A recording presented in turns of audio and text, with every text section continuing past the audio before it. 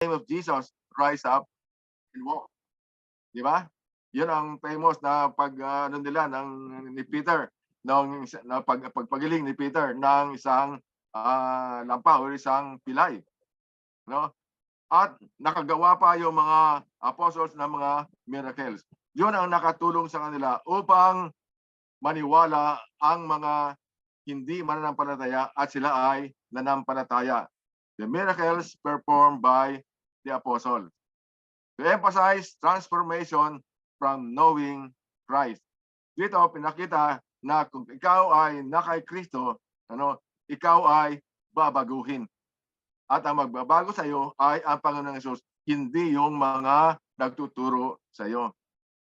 At ang pagbabago na yan ay makikita din natin sa gospel at sa Bible. Kasi ang transformation ay ginagawa ng Holy Spirit yan. Amen? Pero kailangan may susundin tayo mga katuruan base sa Bible upang ang dati nating ginagawa ay hindi na natin gawin at ang susundin na natin ay ang tinuturo sa Bible. Amen? Ganun po ang transformation. Ganun po ang emphasis ng sinabi doon sa 2 Corinthians, di ba, na if you are in Christ, you are a new creation. The old has gone, the new has come. Anong gagawin mo pag ikaw ay nasa new creation na? Wala kang gagawin. Mas malamang na bumalik ka ulit sa dati. Pero hindi ganun yon. Merong tinuturo ang Bible na dapat gawin ng mga mananampalataya upang sila ay lumago sa kanilang pananampalataya. Amen? To emphasize transformation from knowing Christ. Amen? Yun ang mga purpose ng the book of Acts. Connection of Acts to Old Testament. Transition from the old covenant of the law to the keeping of the new covenant in grace, shown in the external anointing of the Holy Spirit in the Old Testament. Sa Old Testament kasi, puro external ang nangyayari sa kanila. Tapos sa New Testament, dwelling of the Holy Spirit in the believer's heart, in the believer's heart. Ang tayo ay naging templo ng banal na Espiritu. Amen? At ang banal na Espiritu ay nananahan sa atin. Sa Old Testament, sila ay external ang nakikita, ang pinapakita ang pagbabago. Sa atin, ang pagbabago ay galing sa loob. To the power of the Holy Spirit in the believer's heart. Amen? Nakita natin, no? Na noong araw, di ba? Nung sinusund nila ang law, no? Pero wala naman talaga nakasunod, no? Dahil ang akala nila pag magbabago sila, nagbabago. Pero ang iba sa kanila bago rin externally. Kaya lang, sandali lang 'yon. Sa New Testament, ang pagbabago ay galing from the inner part of ourselves to the power of the Holy Spirit, ba? In the believer's heart. Kaya ang pagbabago sa atin ay mas nakikita ang power ng Holy Spirit. Number 2, righteousness from the law to righteousness from God by the grace through faith, as in Paul's conversion. Righteousness from the law. Actually, kung tutusin, kung may nakasunod sa law, ay makonsider din silang righteous. Pero ang problema, walang nakasunod sa law. Amen? All have sinned and fall short of the glory of God.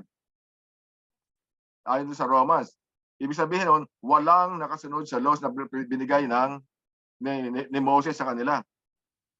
Ngunit, sa New Testament, ang righteousness ay manggagaling sa Panginoon by the grace through faith in Jesus Christ.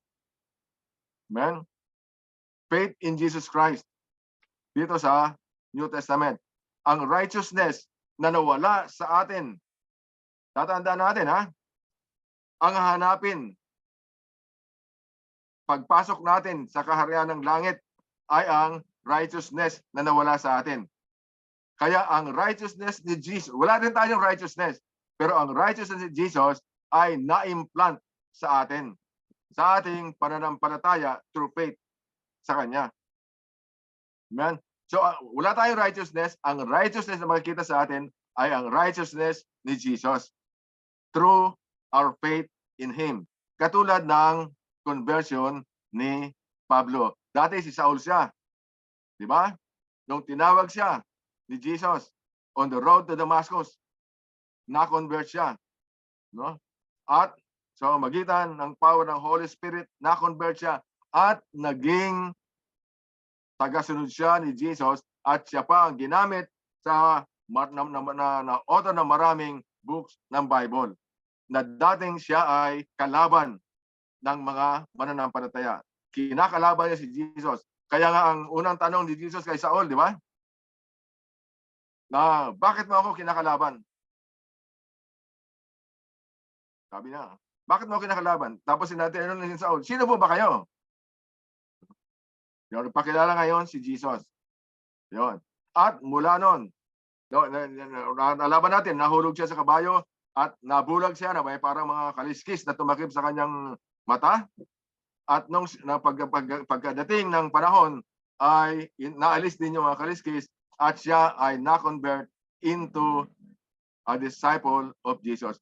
Pero hindi siya kasama sa original disciple ni Jesus. Amen? Yan si Paul, no? Na dati ay Saul, pero siya na-convert by his faith in Jesus Christ. Amen? Number 3, cleansing of the Jews through cleansing Jews and Gentiles through the death of Jesus Christ. Naipaliwanag ko kanina sa gospel, di ba? Na Diyos sa mga Jews, ang cleansing ay ang pag-sprinkle ng blood. Ano? Doon sa mga Diyos ay kinukonsider niya yun. Ngunit sa New Testament, ano, lalo-lalo na sa Book of Acts, pinakilala ng cleansing ay sinasakop na ang Gentiles at ang Jew through the death of Jesus Christ. Kasi nabuhos ang dugo ni Jesus sa cross ng Kalbaryo para sa ikapapatawad ng kasalanan at para sa ikahuhugas natin sa karumihan ng mga kasalanan na ginawa natin. Yan. So dito ang connection ng Acts sa Old Testament ay halos pareho lang. Kaya lang sa New Testament dito sa Book of Acts ay through the Holy Spirit and by faith in Jesus Christ sa atin. Amen. So ito ay hindi lang sa Gentiles kundi sa Jews. Makikita natin, ano?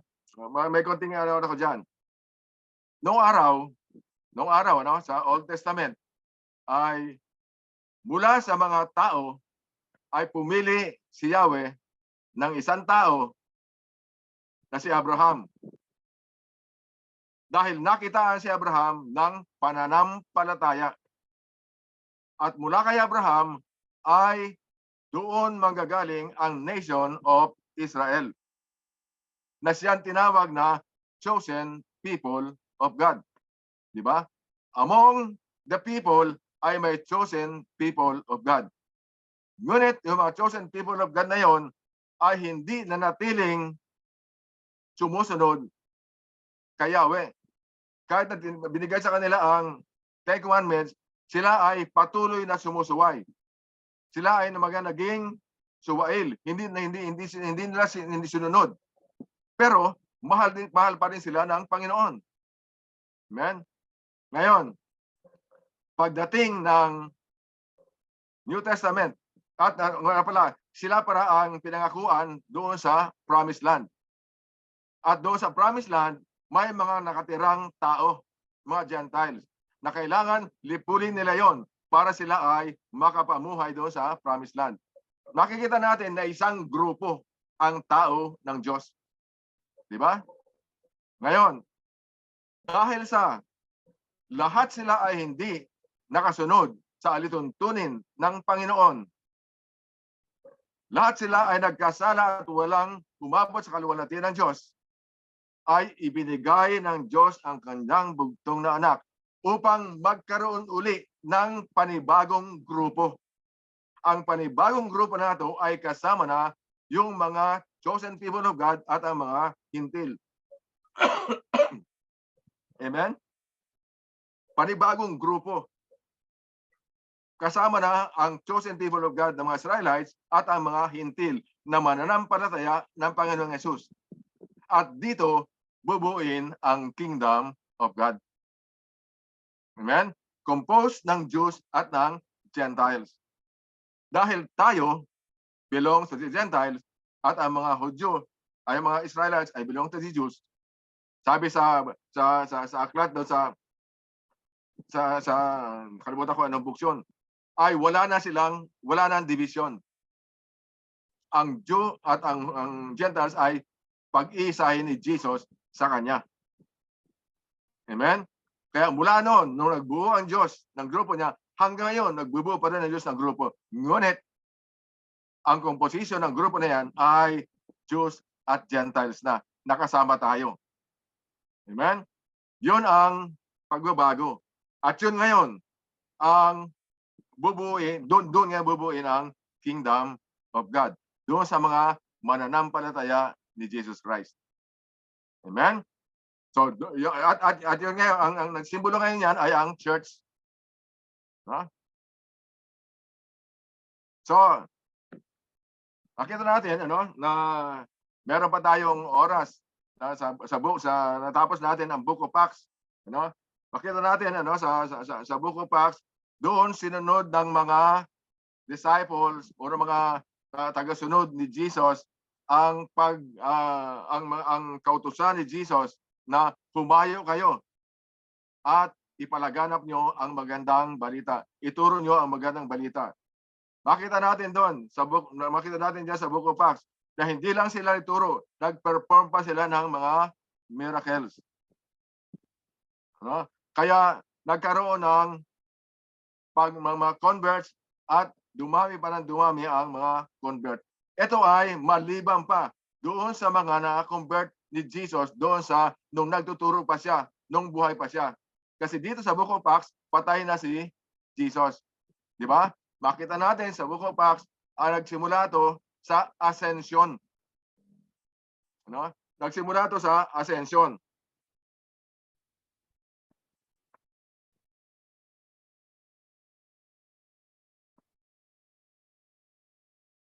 Okay. The Book of Acts is a unique book in the scripture. It is really volume 2 of Luke's work and tells the story of the beginning of the church. Yan, nakita natin, yan ang history ng church, ng beginning. It begins with the ascension of Jesus. Diba? Sa Book of Acts. Bago siya pinahayo, bago sila pumunta, bago sila sinabihan na maghintay muna kayo doon sa upper room, ay ipinakita ni Jesus kung paano siya aakyat sa langit. Amen? Kasi pinangako niya yan. Naakyat siya sa langit. Actually, doon sa Book of John, sinabi niya, mauuna ako sa inyo. Ihanda ko ang titirahan natin na mansyon. Di ba? Sa John 15, if I'm not mistaken, John 15. Mauuna ako sa inyo. So, paano niya gagawin yun? Di ba? Kailangan umakyat siya sa langit. Kasi mauna siya eh.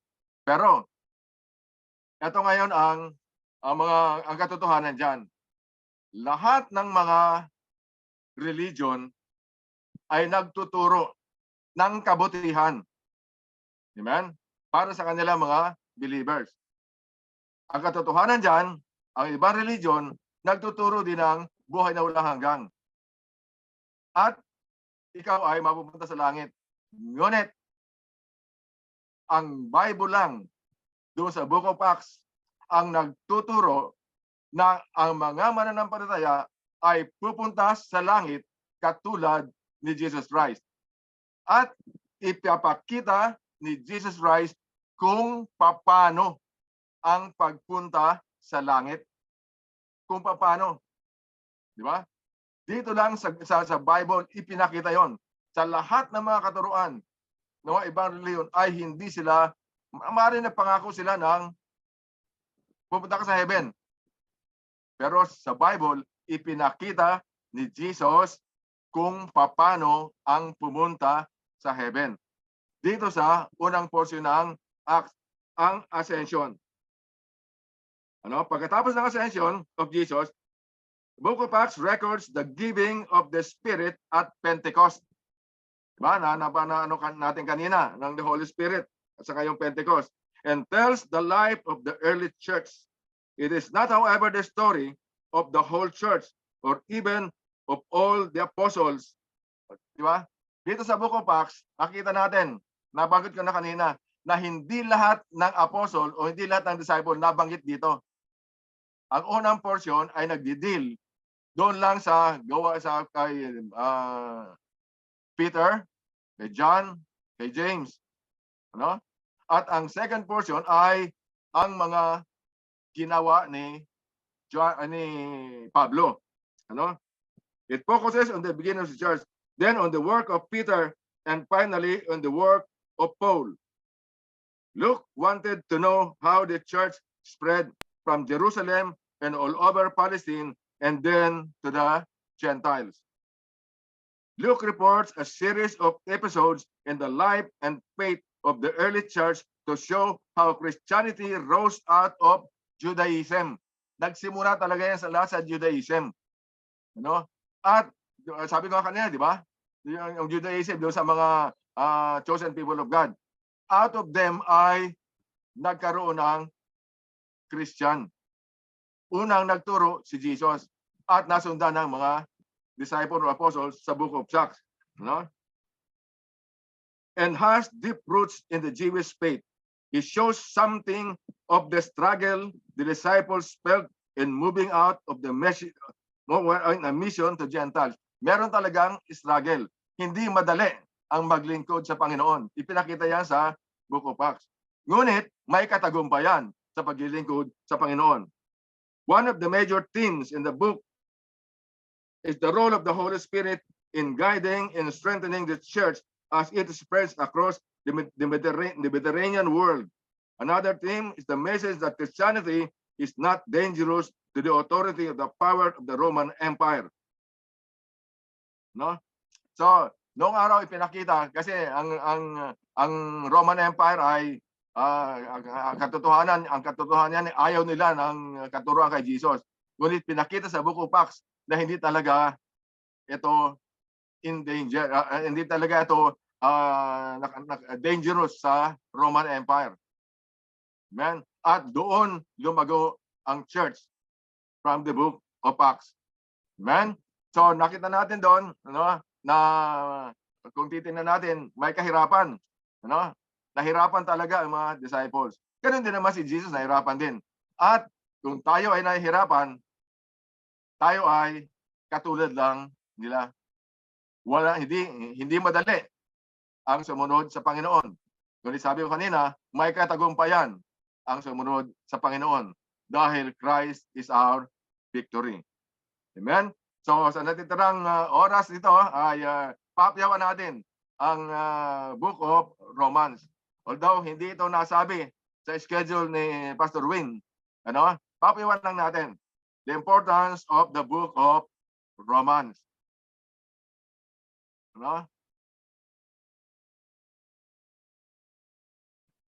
Acts 28, chapter 23, verse 31. They arranged to meet Paul in a certain day and came in even larger numbers to the place where he was staying. From morning till evening, he explained and declared to them the kingdom of God and tried to convince them about Jesus from the law of Moses and from the prophets. Some were convinced by what he said, but others would not believe. They disagreed among themselves and began to leave after Paul had made this final statement. The Holy Spirit spoke the truth to your forefathers, where he said through Isaiah in the prophet. Go to these people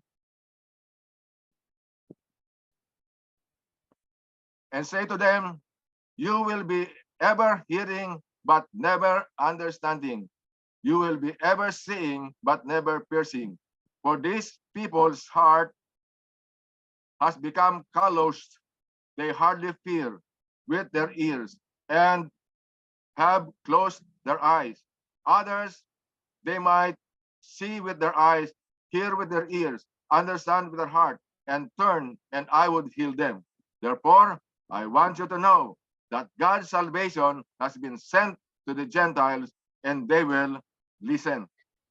For 2 years, Paul stayed there in his town, in his own rented house, and welcomed all who come to see him. Boldly and without hindrance, he preached the kingdom of God and taught about the Lord Jesus Christ.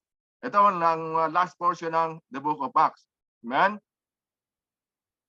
While all scriptures inspired of God and profitable, there are some parts of the Bible that contain more doctrinal truth than others and of more practical value to us. You know? More doctrinal truth than others and more practical value to us. Examples. Saint Augustine was converted through reading the Romans. You know? Martin Luther launched the Reformation of Romans 1:17. The just shall live by faith. You know?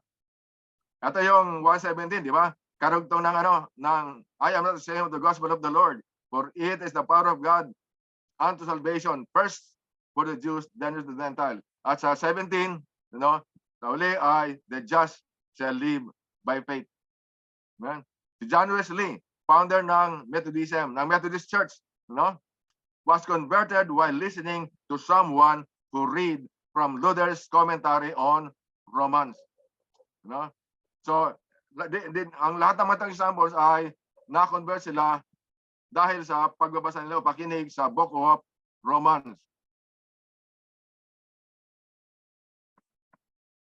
The Book of Romans is a great exposition of faith. It is the complete and most logical presentation of Christian truth in the entire New Testament. While some topics such as the priesthood of Christ and the return of the Lord are not dealt with in detail, the topics in Romans are mentioned and related to the other great doctrines of faith.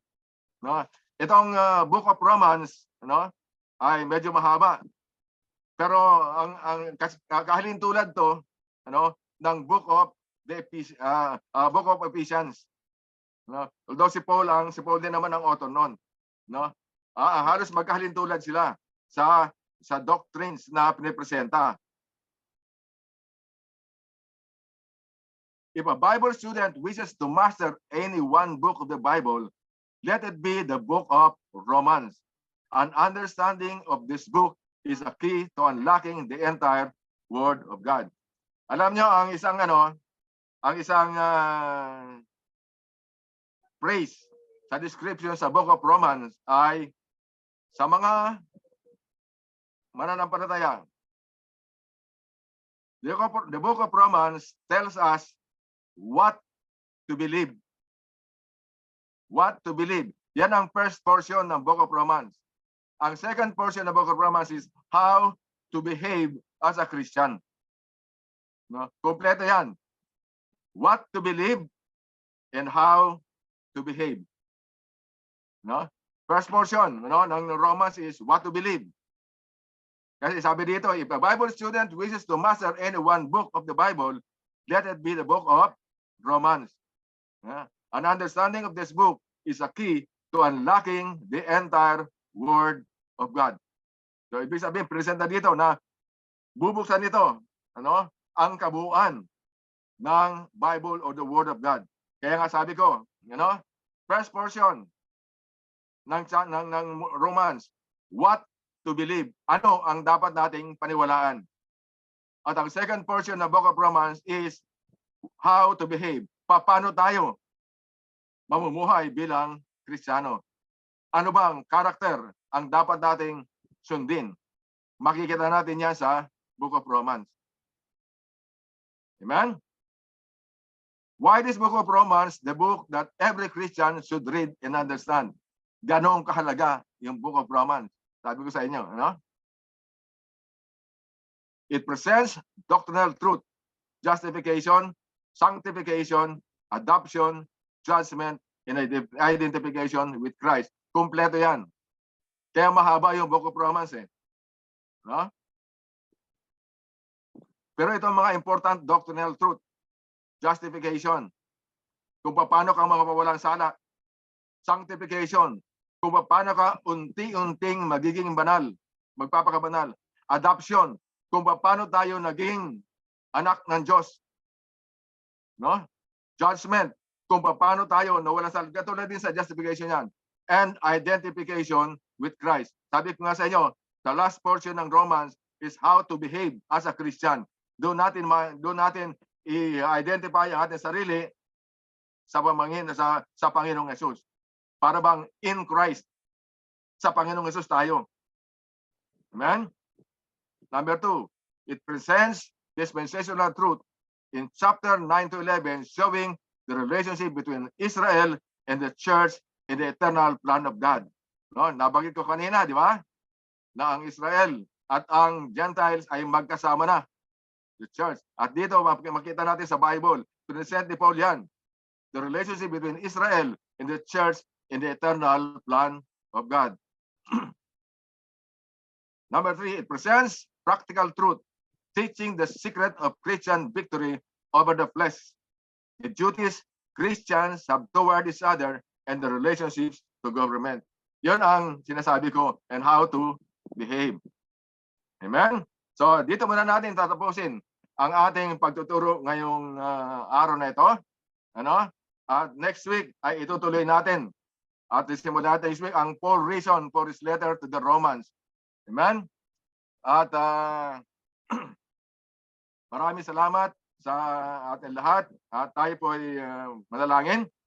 Ama namin Diyos na makapangyarihan sa lahat. Maraming salamat Panginoon sa paggabay mo sa amin. Sa aming pagtuturo ngayon sa pagsimula ng New Testament surveys of God.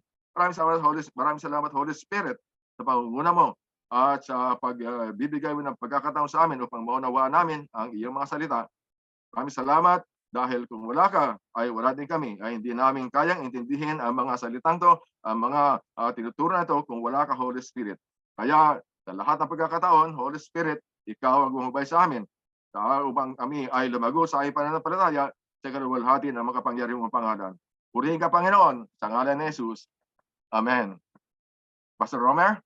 Amen. Amen. Thank you, Pastor Edgar. Thank you.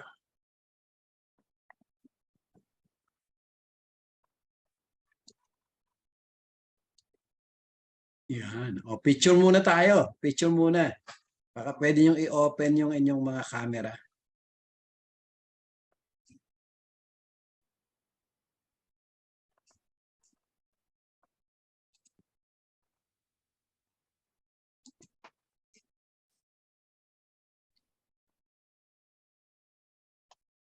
Yan.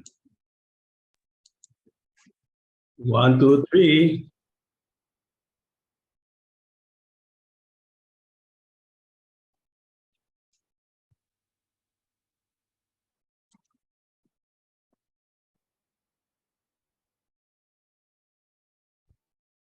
Okay Pa? na?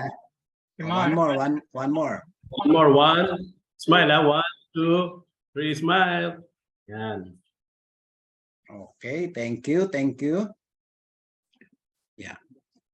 Malinaw ba? Malinaw ba yung ating lesson ngayon?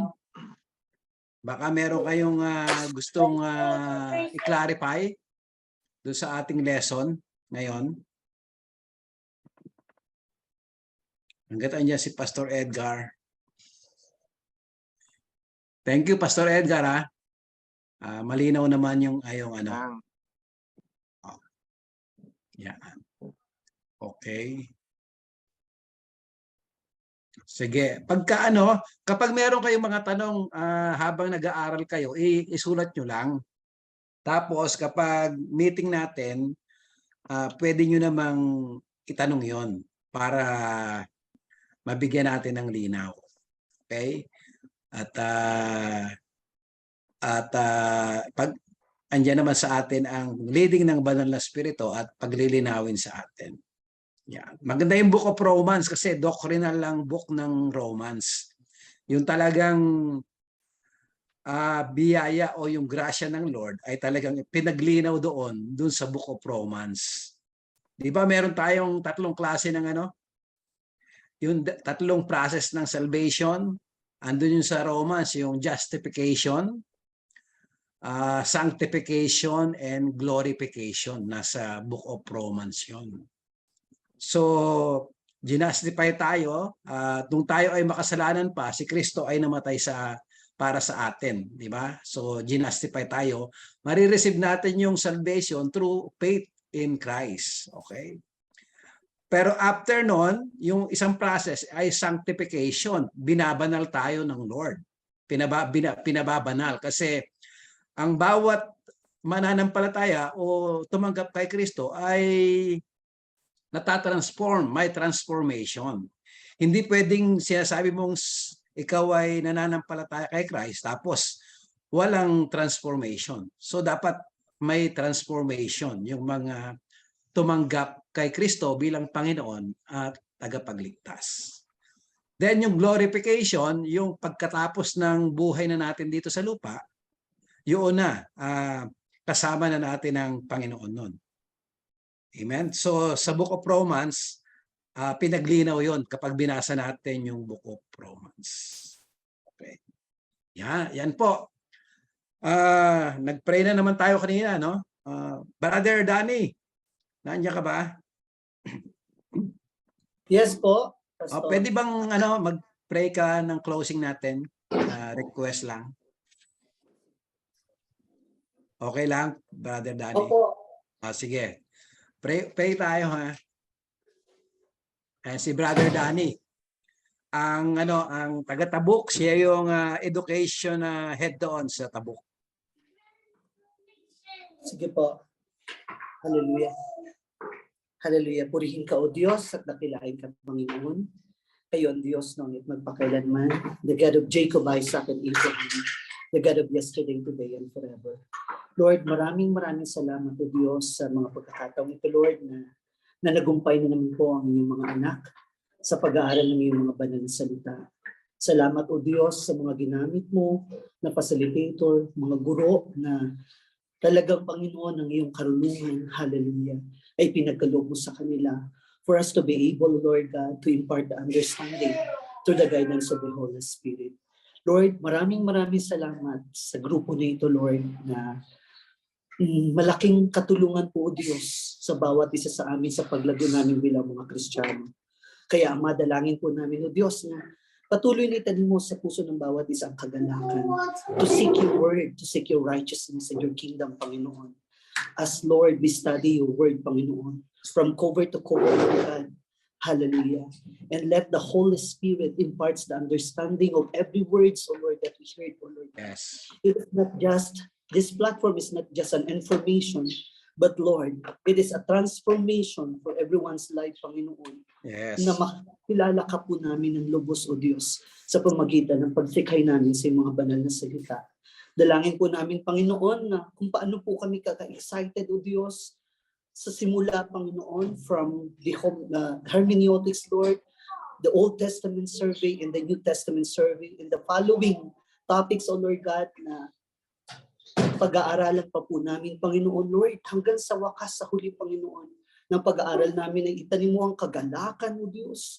Yung willingness at interest namin, Lord God, to go deeper, O Lord God, of your word, Panginoon. Hallelujah. From Genesis, O Lord God, to Revelation, Panginoon. Hallelujah. Hindi po namin ito kaya, O God, kung wala yung kalakasan, yung blessing mo sa bawat isa sa amin, Panginoon. And Lord, patuloy po, Lord, na maging encouragement din po kami sa bawat isa, O Diyos, sa mga kapatid po namin na minsan, Lord, ay natatamad na, minsan, Lord, ay nahihirapan na, Lord God, lalo higit sa paggawa, Panginoon, ng mga assignments, mga study guide.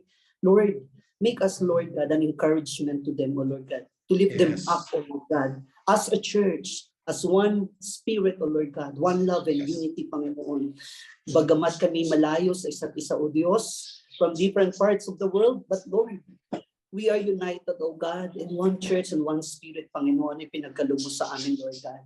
At alam po namin, O Diyos, sa pamagitan ng pag-aaral namin ito, ay may papahayag po namin yung mga salita ng tama. May Yes. papaliwanag po namin ito ng naaakma ayon sa iyong kalooban, O Diyos, katulad ng aming pag-aaral, Panginoon. Kaya Ama, maraming salamat po, Lord, sa buhay ng aming Pastor Edgar Empleo, Lord God, na siya po ang nagturo ngayon.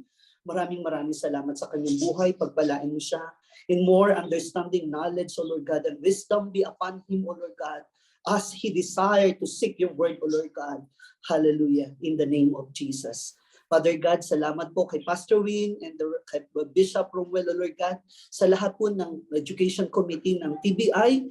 Lord, continue to bless them, O Lord God, of joy and desire, O Lord God, and commitment, Panginoon, Lord God, only for your glory alone, Panginoon. Kaya Ama, sa mga estudyante po, sa mga katulad po ng mga estudyante, Lord God, salamat sapagkat patuloy mo silang sinusustain, O God.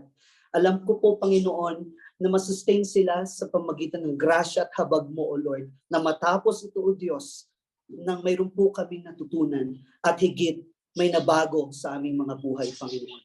Ama, itinataas ka po namin, O Diyos, at dinadakila. Ito po ang aming dalangin na may pasasalamat at pagsamba sa pangalan ni Jesus. Amen and amen. Amen. Amen. Amen. Thank you, Brother Danny. Thank you. Bishop, si Bishop. Any word? Praise the Lord. Salamat, Pastor Edgar. Salamat.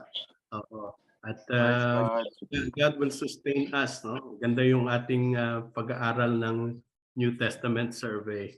Ngayon nga, pangkasalukuyan na book by book din kami rito sa mga cell groups. No? Nasa sa isang cell group, nasa Acts kami ngayon.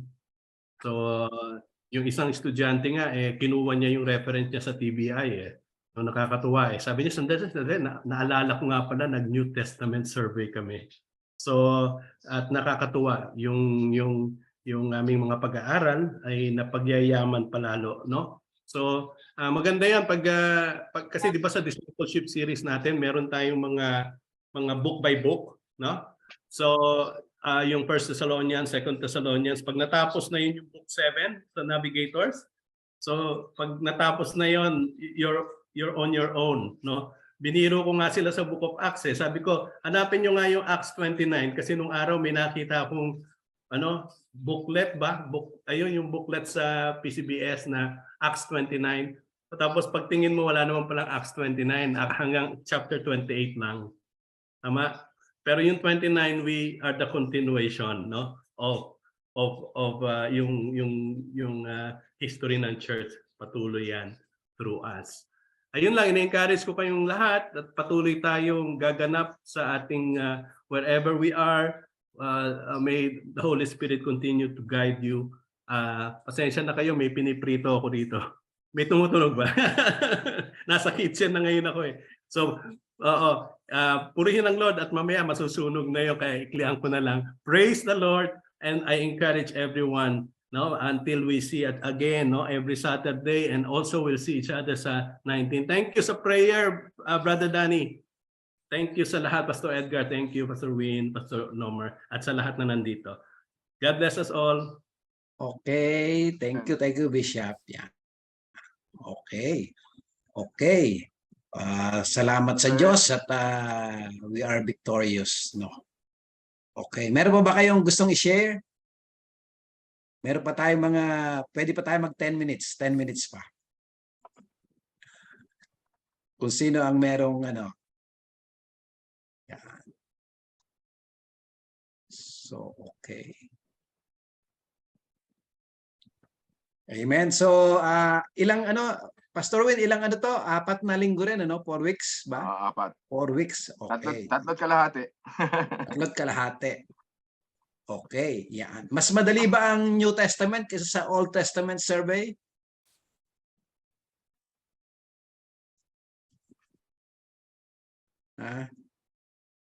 Pareho daw mahirap.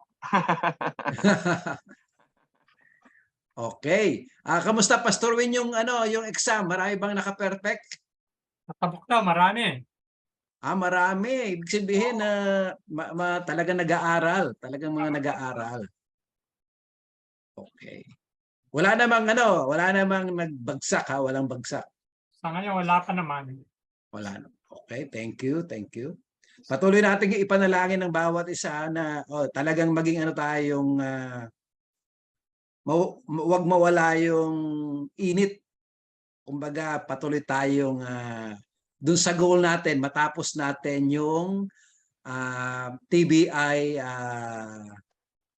course ng within 8 months. Okay? Yeah. At meron tayong graduation din, graduation. Basta dapat tandaan, he who endures till the end of the class, yun lang makatapos. Yes. Bigyan tayo ng grasya ni Lord at grace ni Lord at matatapos naman nating lahat. Amen. Okay. God bless everyone, ha. God bless. At, Amen po. God bless po. Hanggang sa Sabado. Okay. Thank you. Thank Amen you.